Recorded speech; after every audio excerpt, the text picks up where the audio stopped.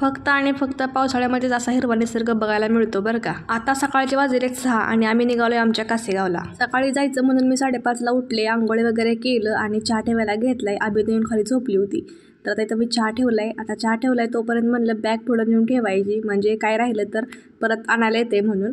तर इथं तोपर्यंत चहा उकळला, आम्ही चहामध्ये दूध टाकलं लगेच। तर आता मी चहा घेते आणि थोडासा फुलगास केलाय कारण जायची गडबड होती त्यामुळं।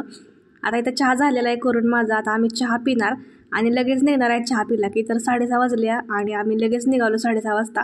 तर गोलूच आमच्या एकच चालू होतं, मला पुढं बसायचं आहे। तर आता आम्ही निसर्गरम्य वातावरणात निघालोय, पाऊस पडून गेला होता आणि आम्ही इस्लामपूर मार्गे चाललोय। ज्यावेळी आम्ही विट्यावरून कासेगावला सकाळचं जातो नाही त्यावेळी इस्लामपूर मार्गे जातो आम्ही, कारण ह्या रूटनं आलं की एकदम मन फ्रेश होतंय, त्यामुळे इकडूनच येतो आम्ही नेहमी। कराडवरून यायचं म्हणलं तरी पण तेवढंच अंतर आहे, पण कराडमध्ये सकाळचं ट्रॅफिक लय असते त्यामुळे आम्ही येत नाही तिकडून। तर चला, बोलणं तर आपलं काय नेहमी होतच राहील। भेटू पुढच्या व्हिडिओमध्ये, बाय बाय।